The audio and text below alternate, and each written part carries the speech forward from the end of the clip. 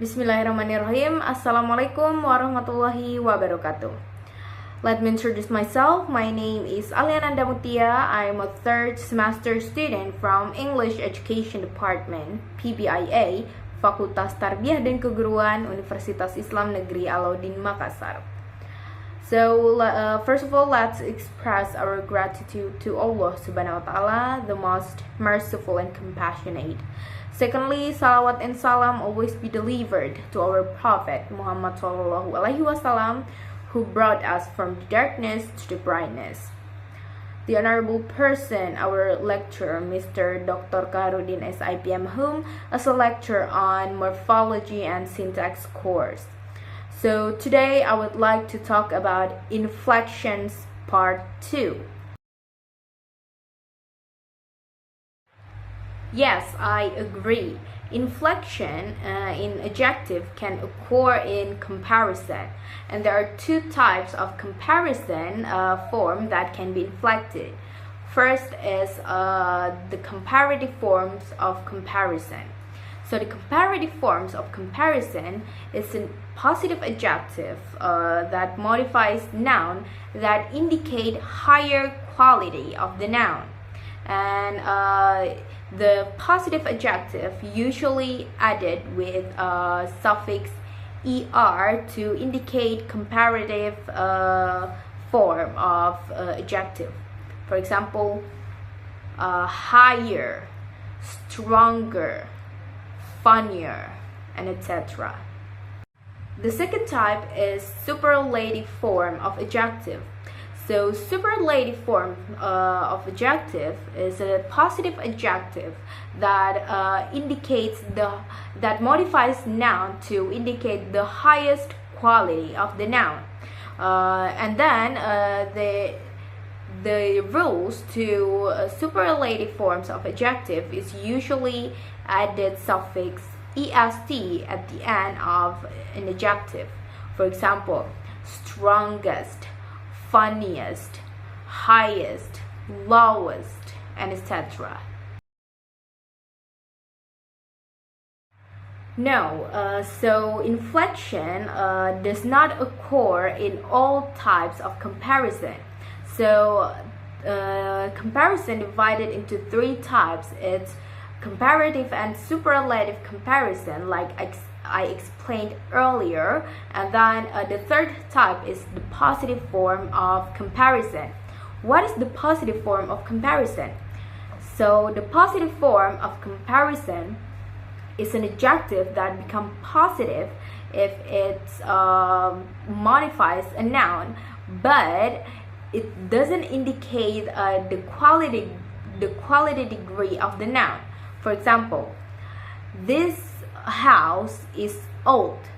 The adjective old is modifies the noun house, but it doesn't indicate the quality degree of the house. So we don't have to add the suffix er or suffix est in it. Like I explained earlier, there are two types of comparison that can be inflected. First is the comparative forms of comparison. For example, like stronger, higher, funnier, and etc. And then the second type is the superlative form of comparison. For example, like funniest, highest, lowest, and etc. And the inflection, the adjective can be inflected if the adjective has one or two syllables. And if adjective have more than two syllables, we can just add word more or less in comparative form. For example, like more beautiful, more handsome. And then we can add the word most and least or least if it is in superlative form of comparison. For example, like the most beautiful, the most handsome, and etc.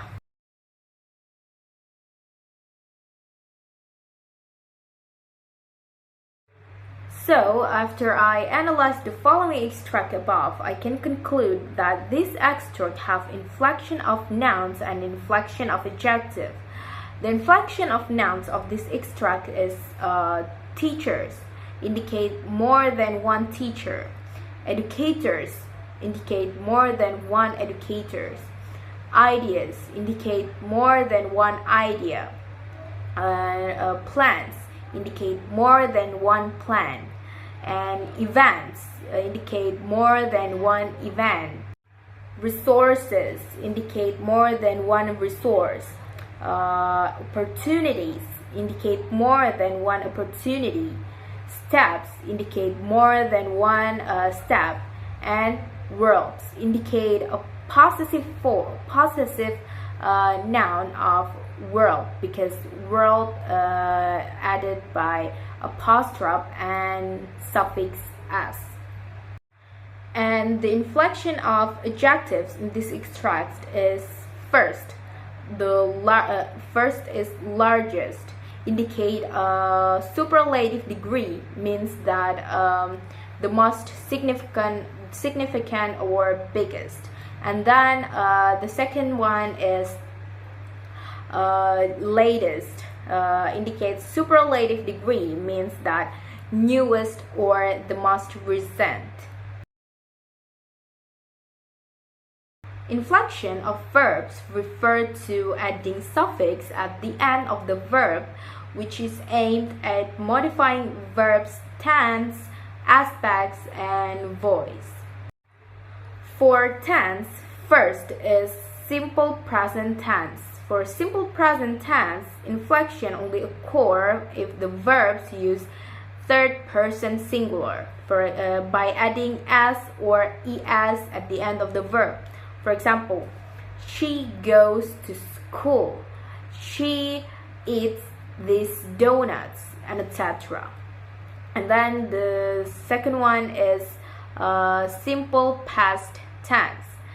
For simple past tense, inflection of the simple past tense is by adding suffix ed at the end of the verb. For example, she played basketball yesterday. For aspects, first, progressive aspects, present progressive and past progressive. For present progressive is done with auxiliary like am is are, and plus inflected verbs with suffix ing. For example, I am playing video games.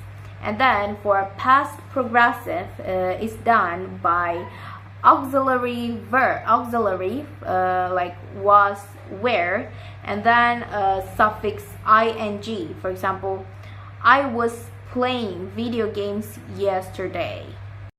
The second one is perfect aspects, present perfect and past perfect. For present and past perfect, we can just add inflected verbs or adding ed or d at the end of the verb. For example, I had studied English for 6 years. The third one is perfect progressive aspects. Present perfect progressive and past perfect progressive are formed with auxiliary verb, which is have, has, and had, followed by been, and then at the end we add suffix ing at the end of the verb. For example, she has been teaching English for 6 years. And then for passive voice are formed by auxiliary verb, to be and modals, and then followed by verbs with suffix ed at the end. For example, the computer is used by Tony. Aspects may be defined as the duration of an action in particular tense. So there are 4 types of aspects in English. First is simple present. For example, I wash my car. And then the second one is progressive aspect, present progressive and past progressive. For example, Tony is playing video games. The third one is perfect aspects, present perfect and past perfect. For example, I had studied English for 6 years. And the fourth is a perfect progressive aspects, present perfect progressive and past perfect progressive. For example, Clint had been teaching English for 20 years. Word formation may be defined as a process of forming a new word using a morpheme that has an impact not only changing meaning but also changing a part of speech or word class form. So, word formation categorized into two types. First is productive word formation. Productive word formation also divided into two types. First is compounding. What is compounding?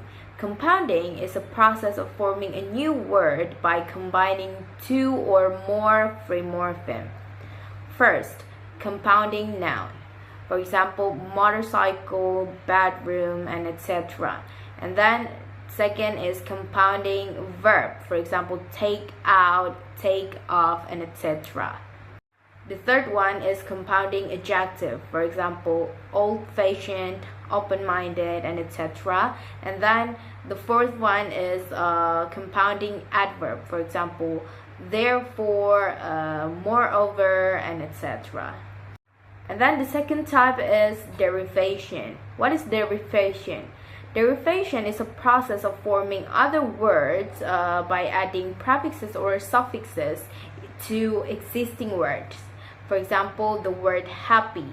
We can add prefix un so it becomes unhappy.